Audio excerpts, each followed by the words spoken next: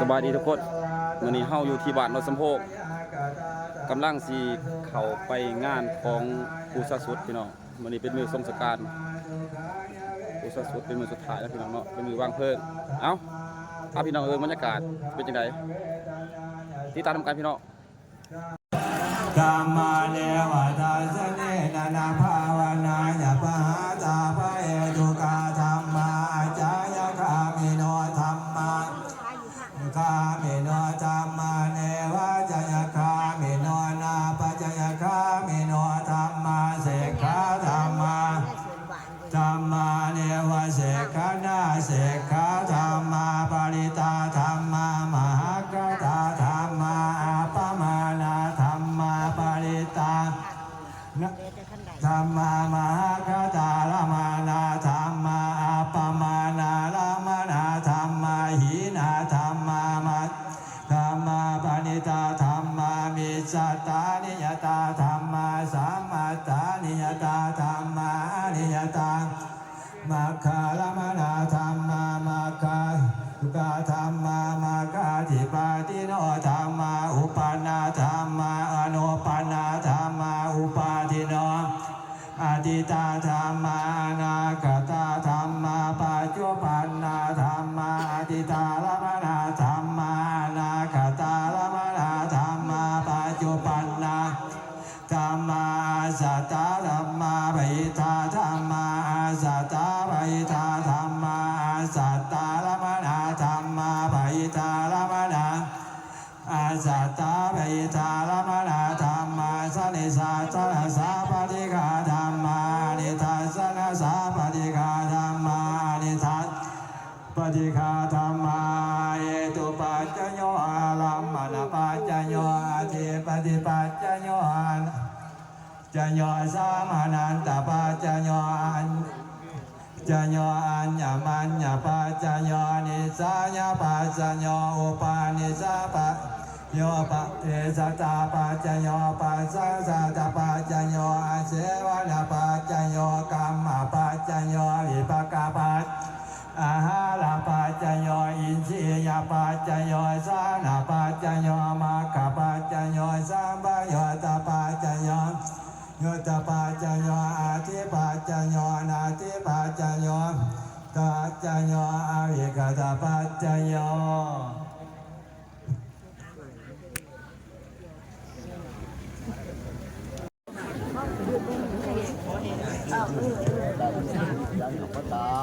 ครับ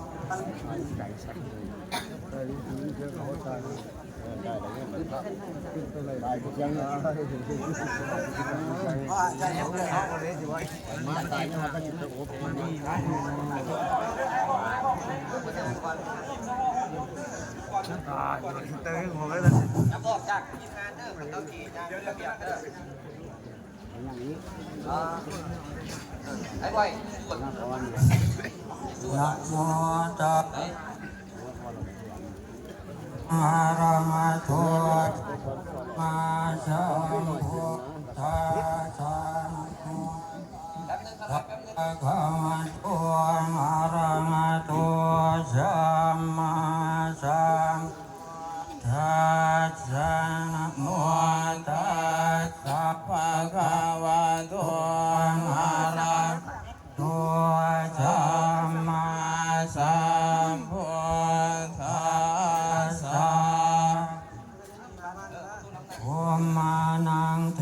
วานังสัทธาสุตวาจาตุมมหาลาสิกาธิสัทธามโนสาวิสุงจักมหาลาสิกานังเท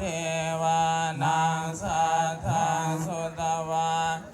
มาทิงสาเทวาสัทธาตาวาเทียงสาอานาอาทาสุตวายามาทิวาสัทธานุสาวิสุงยามานังเทวานังสัทธังสุตวาตุชิตาเท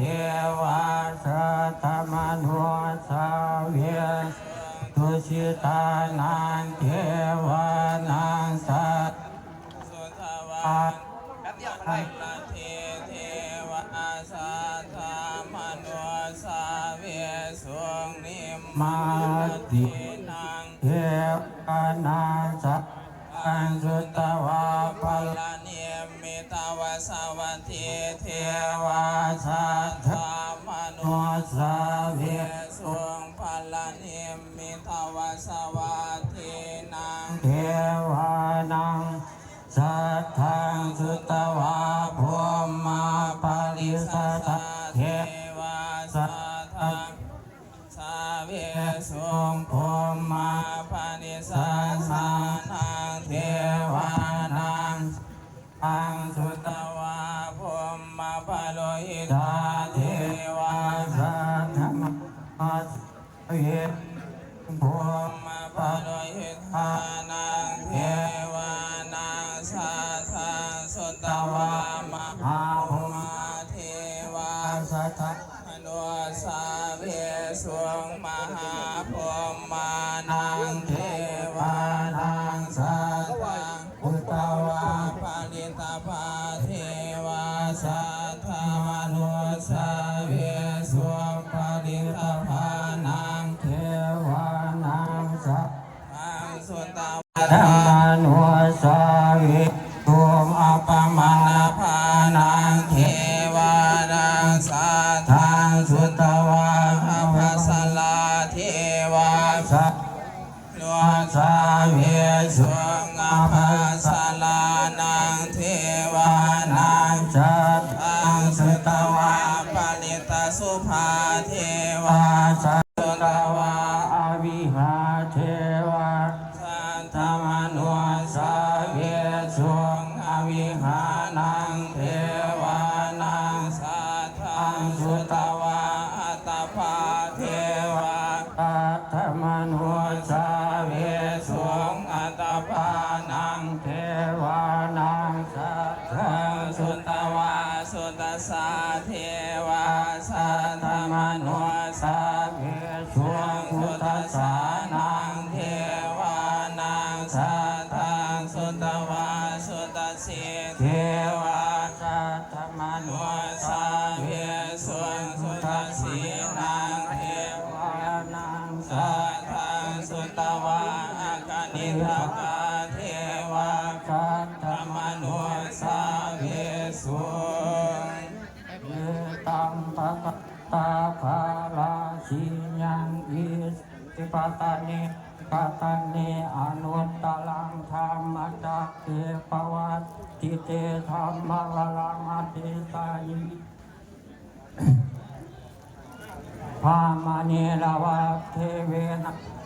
เตนาวะภูมุนาวะเกนะวโลกัสสมิงติ mới xuống được kiếm anh em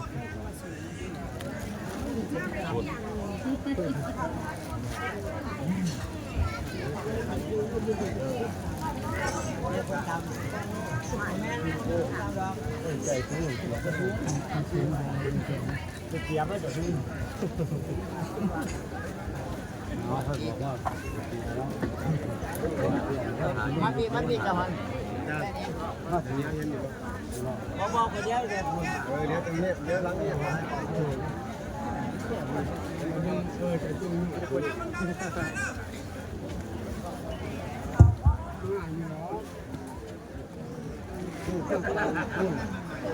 qua thứ sáu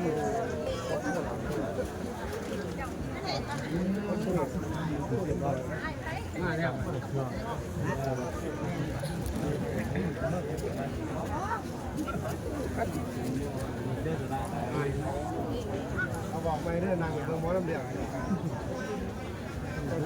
นางนี่น้ำใจก็แบบคนนาง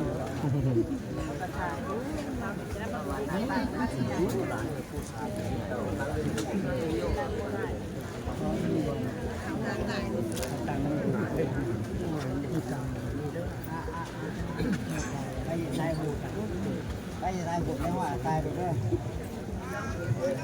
ตายนี่ตามกูมูไปดอกเจ้าวี่หรอยังยังไปเลย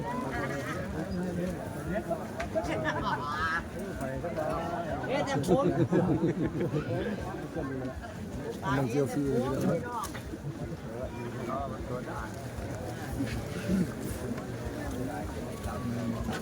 เดี๋ยวเดี๋ยวมาตามไปละ โคตรเอาเลยนะ บอกคนใหญ่ก่อนเดี๋ยวเดี๋ยวมาสูงในประสาท สูงกว่าหมู่บ่ ว่าสูงก็จะใจบ่เอาเลยปีบ่ว้ายสูงคือปานนี้ เตียบเลยว่าอยู่หินกับว่าอยู่หินถ้าก็ถูกใส่ได้เลยถูกใส่ถูกใส่ได้ นั่นแม่นะวะ ทำกันพวกชั่วนะสมาธินะ เนี่ยซ้ำห้องกระเพาะตู้บาครับหีบ การใช้กันเรือโอ้จะเรือ อย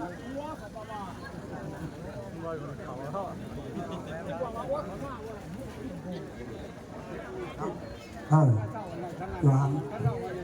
เรือสหรัฐหังสหรัฐหังละ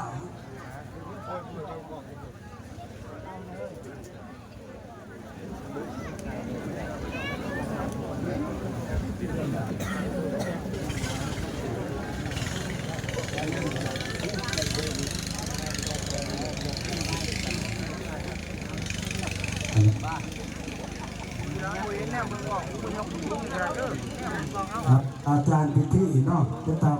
ำโฆษณาแนะนำให้สิครับ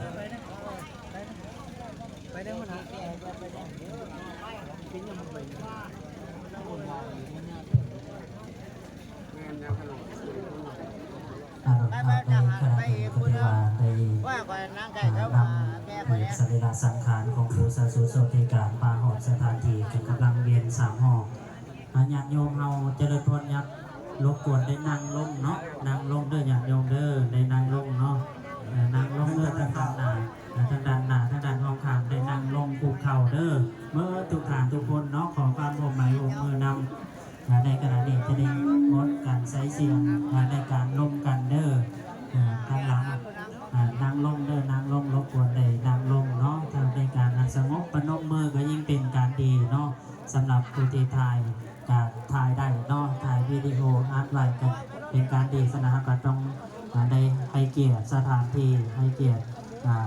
สรีระสังขารของปู่เนาะสนั่นในขณะนี้คือว่าฮอด หีมาเลยเนาะกรรมการจัดหีพ่อเกี่ยมขึ้น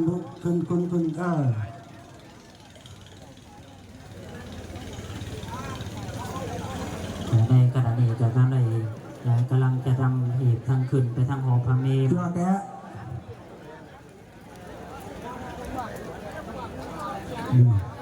หิวแม่น่ะมันเป็นไร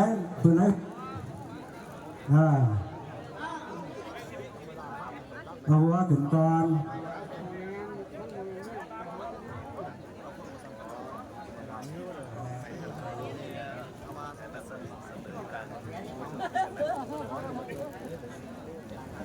ก็แกขึ้นเมื่อไรดอกหนังนัก90 โล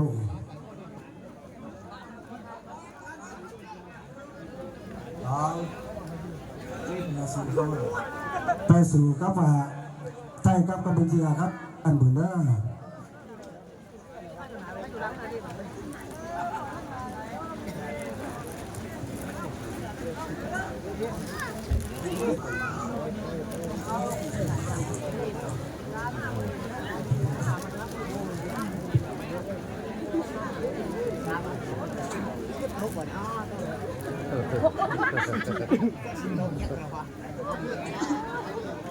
จับผ่าออกไปเพื่อจะตัว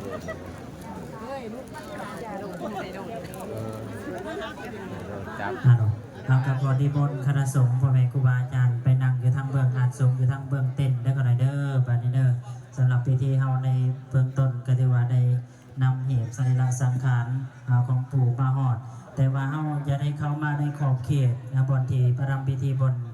หอพระเมรุเด้อก็ขอดีบนทางคณะสงฆ์พ่อแม่ครูบาอาจารย์ทางเทระได้ไปนั่งอยู่ทางเบื้องเต้นเนาะ สำหรับพิธีในเบื้องต้นในเวลาโอกาสต่อไปหลังจากที่เราได้นำหีบศพของปู่ขึ้นไปประดับประดายกงามแล้วเราก็จะได้เป็นพิธีในการเตาโฮมคณะสันทาญาติโยมได้เข้าสู่พิธีทางการในเบื้องต้นก็ขออนุญาตก่อนเนาะเราอย่าอยู่ประจำที่ประจำบ่อนของไผ่ของเราสำหรับดอกต่างๆเฮาบ่เป่าว่างเด้อรอฟังสัญญาณก่อนเนาะจังว่างดอกไม้ทูบเทียนเป็นถือไว้ซะก่อนเนาะสำหรับที่จะถ่ายรูปกลางไว้ก่อนเด้อบ่เป่าเขามาหลายเด้อถอยก่อนในแต่ละจุดในแต่ละข้างเนาะได้ถอยก่อนให้ทางอนุกรรมการเฮาได้จัดแจงเป็นทีเรียบร้อยก่อนเนาะทางไอ้น้องตำรวจเอามาซอยหน่อยเด้อถอยก่อนเนาะเดี๋ยวเนาะพอออกไปออกเอาถอยก่อนแล้วเปิดจะแจ้งอีกตามหลังเด้อเปิดจะแจ้งตามหลังถอยก่อนสำหรับดอกไม้ถูกเทียนไม้จะน้องต่างๆยังบ่ทันหอดว่าละที่เฮาจะได้มาวางเนาะรอถาเพิ่นเข้าพิธีทางศาสนาสำเร็จเสร็จสิ้นซะก่อนเฮาจังได้วางเพิ่งเย็นเด้อรอถาอีกยากหน่อยเนาะตอนนี้กำลังประดับประดาทางเบื้องหอพระเมรุก่อนที่เฮาจะได้ดำเนินพิธีกำลังประดับตกแต่งทางอนุกรรมการเฮาก็ได้ซอยกันถือว่าเบอร์นี้ก็ถือว่ามวลชนจำนวนหลายก็เห็นนกเกตใจหลายผู้หลายคนศิษย์สานุศิษย์ลูกศิษย์ลูกหา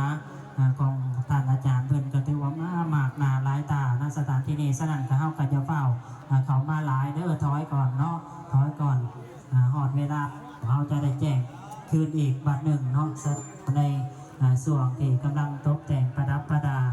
ทางเบื้องหอพระเมรุสำหรับเวลาในการถ่ายรูปก็จะมีให้เนาะจะเป็นช่วงให้หลังจากที่เฮาเสร็จสิ้นแล้วพิธีจะมีพิธีจะได้ให้ถ่ายรูปรวมเนาะสนั่นองค์ตนญาติโยมแต่ทางศรัทธาการรอทางอีกเบิดหนึ่งได้ไปตาม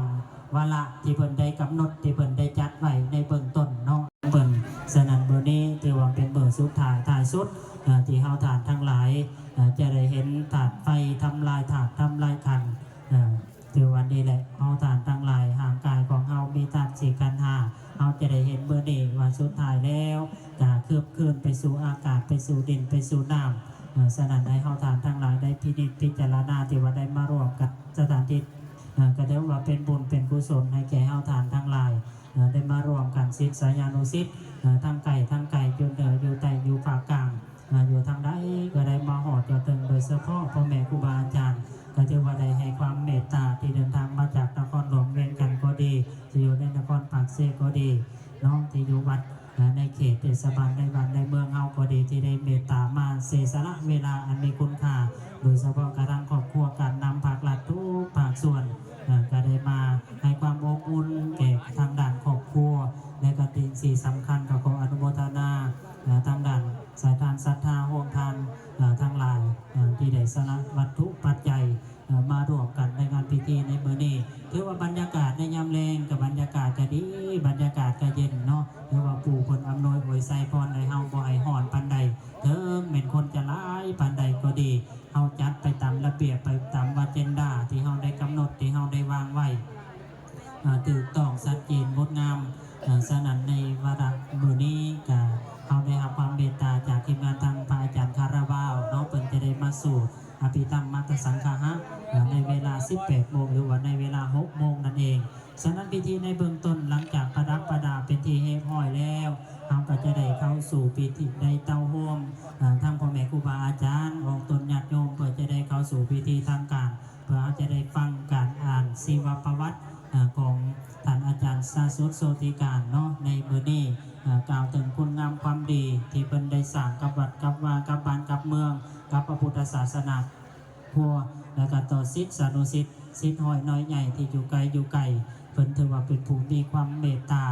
ต่อลูกศิษย์ลูกหาให้ธรรมะให้คำสอนให้แนวทางปฏิบัติปฏิปทาที่ดีที่งดที่งามให้แก่ลูกศิษย์สานุศิษย์สนั่นดังที่แสดงออกในคุณงามความดีนำบุญนำกุศลของเพิ่นที่แสดงออกในมื้อนี้เฮาได้เห็นมวลชนทั้งหลายนี่มาร่วมกันณสถานที่นี้ถือว่าพุกแผ่นแน่นหนาแม้นเวลาเฮาจะเลื่อนไปแดดเล็กน้อยก็บ่เป็นหยังเนาะถึงว่าซ่าแดดแต่ก็บ่เป็นหยังมีการมาจำนวนหลายเนาะแต่เหนือรถกับสิติดแน่ในการคนรบกวนขออนุญาตถอยอีกหน่อยหนึ่งเนาะ เฮายังบ่ทันจะเข้าพิธีแล้วฉะนั้นก็ขอความกรุณาเนาะนำบรรดาทานของตนญาติโยมทั้งหลายได้ยับถอยอีกขึ้นอีกหน่อยหนึ่งเนาะถอยอีกหน่อยหนึ่ง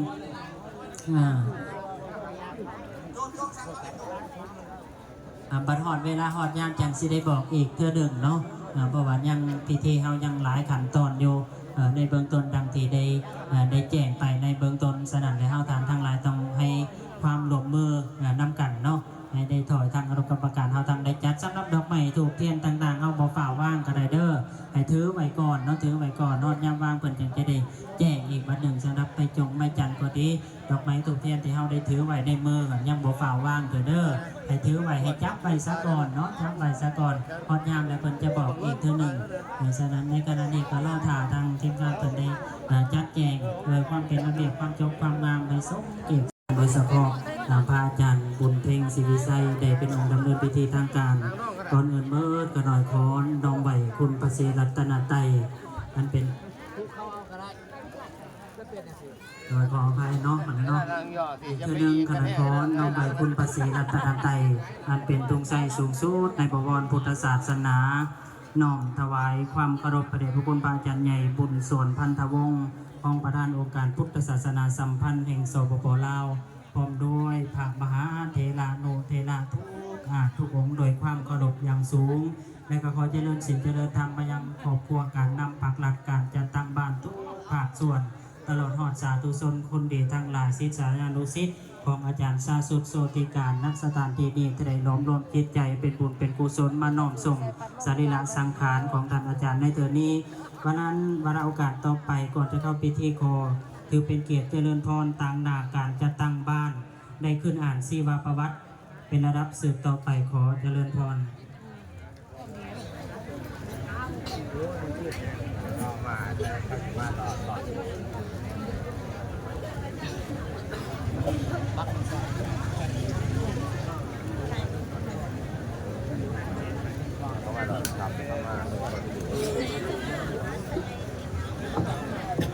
ยิบเข้ามากับตัวเลยมาแล้วเข้ามาเข้ามาที่เดียว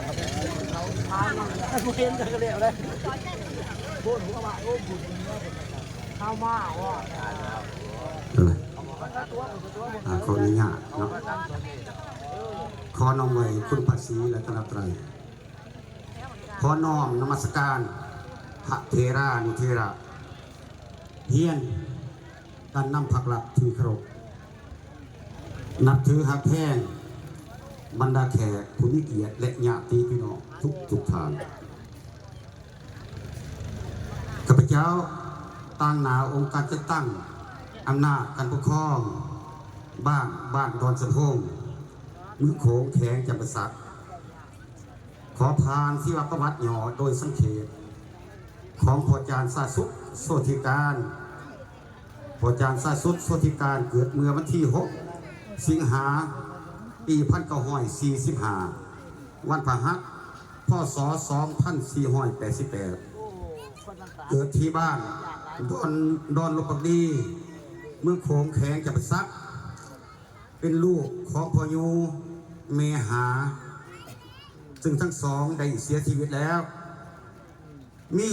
เอื้อยอ้ายน้องหัวมุทอนเดียวกัน5 คนเป็นยิ่ง1 คนและชาย4 คนบ้านอยู่ปัจจุบันบ้านดอนสมโฮงเมืองโขงแข็งจำปาสักซึ่งมีรายชื่อละเอียดดังตรงนี้ 1. พ่อเฒ่าจันรุ่น 2. แม่เฒ่าใส 3. พ่อเฒ่าค่ำ 4. พ่อเฒ่าจานซาสุด 5. ครูบาแก้วเมื่อทานเยาว์ไว้ทานมีทัศนคตินิสัยดีสัมพันธ์ที่ดีอ้อนน้อมถ่อมตนเคารพนับถือพ่อแม่เฒ่าแก่อาวุโสนอกจากนั้นยังเป็นเด็กที่มีสติปัญญาสลาดลักแหลมมีความจืดจำในเหตุการณ์ต่างๆที่ได้เห็นมากับตาและได้ยินมากับหูฟังข้างเดียวก็สามารถถ่ายทอดได้ทุกเหตุการณ์เมื่อทานอายุได้10 ปีได้เรียนจบชั้นประถมเมื่อทานได้อายุ15 ปีได้เรียนจบชั้นมัธยมที่บ้านเกิดพร้อมนั้นยังได้แบ่งเบาภาระ ครอบครัวเพื่อเฮ็ดกสิกรรมปลูกเขาเมื่อทานครบรอบอายุ19 ปีจึงได้ตัดสินใจเข้าสู่การศึกษาหำเฮียนทางพระพุทธศาสนาเป็นสามเณรปี1964โดยการนำผ้าสีน้ำของพระอาจารย์ทองคูณมณีวงศ์สังฆนายกได้ลงมานำเอาทานขึ้นมาบวชจั่วอยู่นครหลวงวิจันทร์ที่วัดถัดหลวงเหนือในปี1965เมื่อบวชเป็นเนรแล้วพระอาจารย์ทองคูณมณีวงศ์จึงได้เอาเพลินไปฝากบำเพ็ญเพียรศึกษานำพระอาจารย์สาคำแดงปี1966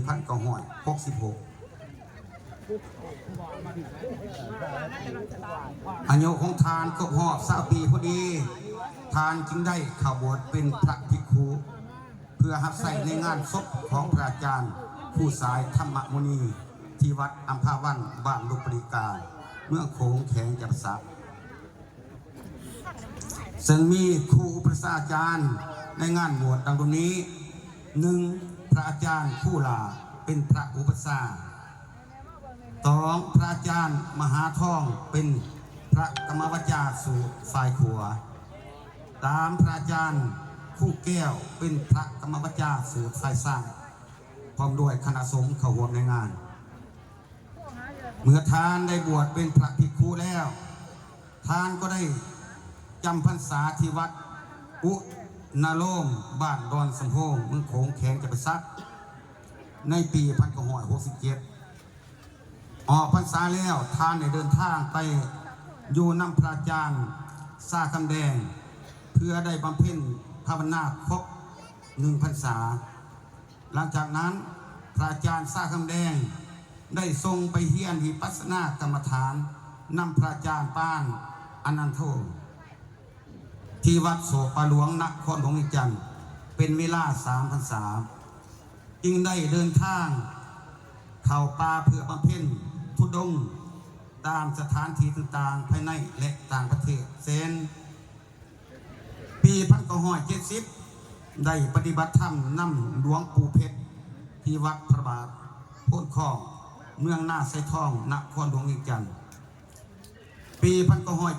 1971ได้ไปธุดงค์ที่วัดหินหมักเป้งประเทศไทยปี1972ได้ไปธุดงค์ที่บ้านสุระเมืองสนาสมบูรณ์แขวงจับสักและได้ขามนำของไปธุดงค์ที่ผาแต้มอำเภอคงเกียมจังหวัดอุบลราชธานีประเทศไทยปี1973ท่านได้กลับคืนสู่วัดแก่งกุมมาศึกษาเฮียนวิชาอาคมนำพระอาจารย์สาคำแดงเพื่อป้องกันตัวเองในการเดินทางธุดงค์ตามภูผาป่าเขาทำเหวคู่หาต่างๆเมื่อพระอาจารย์ได้ศิษย์สอนวิชาอาคมจบหลักสูตรให้ทานแล้วพระอาจารย์สาคำแดงจึงได้ทรงไปจำพรรษาที่หัวดอนสะดำเป็นเวลา3 เดือนแล้วได้กลับคืนสู่วัดแก่งกุมจากนั้นพระอาจารย์จึงได้นำผ้าทานขึ้นไปทรงที่ภูเขาควายเขตภูกองเขาหัวเดินย่นบ้านภูเขาแก้วเมืองทุรคมแขวงเวียงจันทร์จนสำเร็จสมดังปรารถนาทุกๆประการ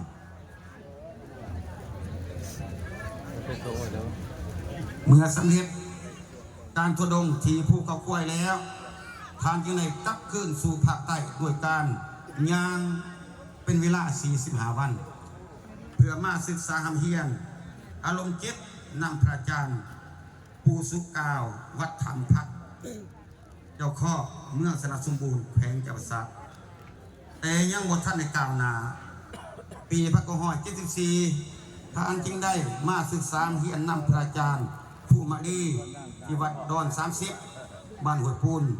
เมื่อปักซี่แขวงจับสักเพื่อสอบถามทางด้านอารมณ์จิตในการฝึกวิปัสสนาของทานให้ก้าวหน้าคือตื้อดี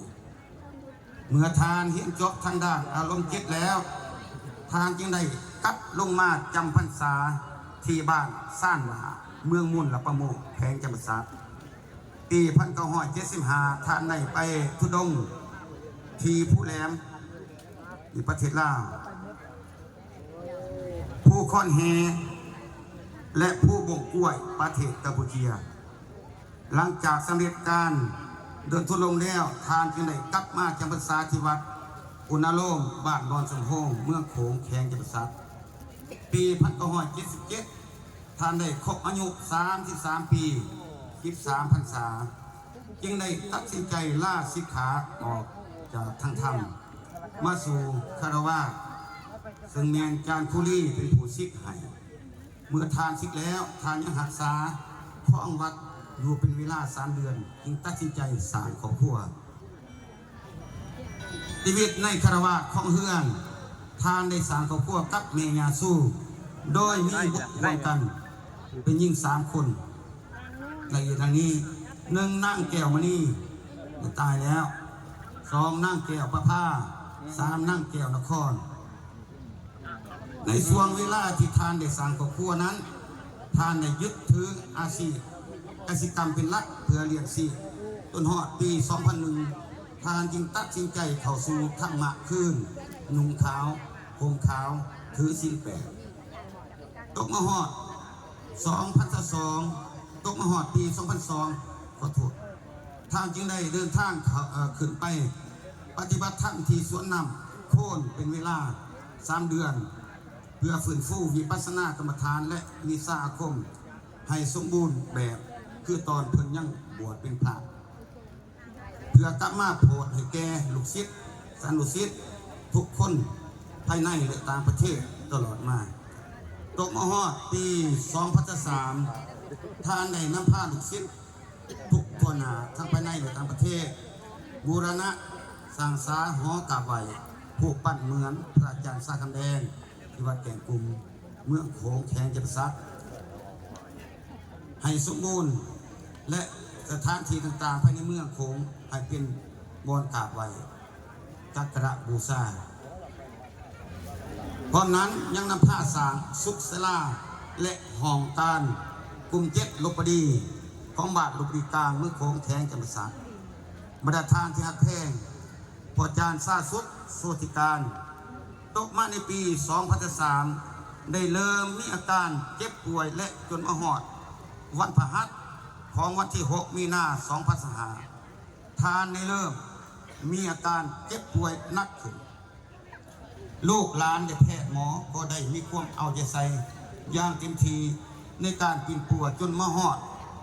วันที่ 7 มีนาปี 2005 เวลา 16:55 นาทีท่านได้เสียชีวิตลงด้วยความสงบที่เฮือนของผู้เกี่ยวเองบ้านดอนสมโภชเมืองโขงแขงจังหวัดสัตร่วมอายุทั้งหมดได้80 ปีจึงมีการคงงั้นเป็นจำนวน17 วันพวกเขาขอแสดงความเสียใจต่อการจากไปของพ่อจานซาสุดโสติการและแสดงความเสียใจนำครอบครัวญาติพี่น้องที่ได้สูญเสียผู้เป็นพ่อเป็นปู่เป็นลุงเป็นอ้าวเป็นอ้ายเป็นเพื่อนมิตรสหายของพวกเราโดยบ่มีวันจะกลับคืนมาอีกแล้วโอกาสนี้ขอให้ทุกทานผู้อังกงหัวไว้อะไรทั้งดวงวิญญาณของพ่อจานซาสุดโสติการ3 วินาทีขอสดลุกขึ้นเนาะเพื่อกงหัวไว้อะไรอันสุดท้ายของพ่อแม่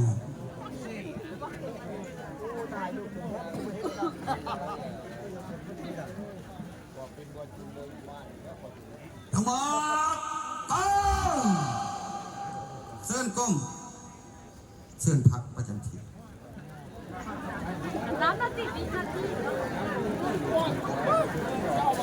ถือว่าการผ่านประวัติหน่อโดยสักขีของพ่อใหญ่ซาสุดสุติการมาหอนี้ก็ถือว่าได้สำเร็จอีกอันหนึ่งในน้ำต่างหนาองค์การจัดตั้งเนาะต่างหนาของขึ้นหอยแล้วขั้นตอนนี้ถือว่ามุ่นกุวาจารย์เนาะนิมนต์สูตรมาติกาและสักของกุวาคนนั้นจะเอาไปเลยจะเจอบ่จะเจอองค์เป็นบ่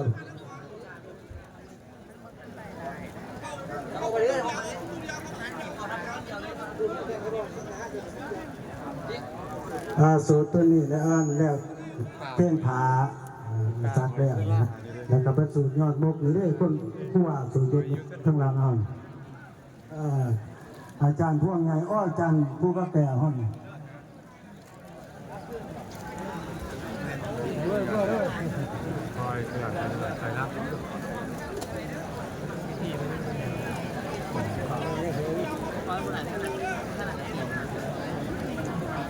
ขอนี่มัน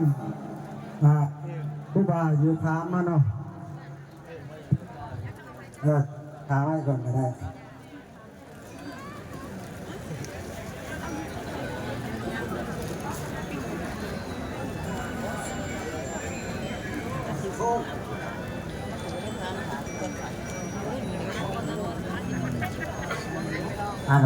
เอาอีกเรื่องญาติโยมได้นั่งลงอีกก็น้องบ่ฟ้าวเด้อถอยนั่งลงอีกรบกวนได้นั่งลงให้อีกได้บาทนึงเด้อญาติโยมเด้อเอานั่งลงก่อนเบิ่งแล้วบ่งามปานใดเนาะของเอาก่อนรบกวนเด้อขออนุญาตได้นั่งลงก่อนเนาะครูบาอาจารย์เพิ่นนั่งเฮาสิยืนก็เบิ่งบ่งามอ่ะนะเอากราบอาราธนานิมนต์ไปครูบาอาจารย์ทั้งหลายได้สวดปฏิกรรม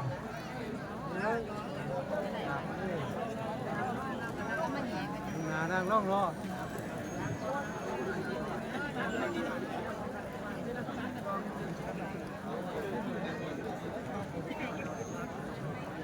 ภะวะโตอะระหะโตสัมมา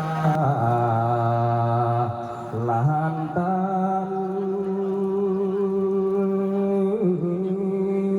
ะยะ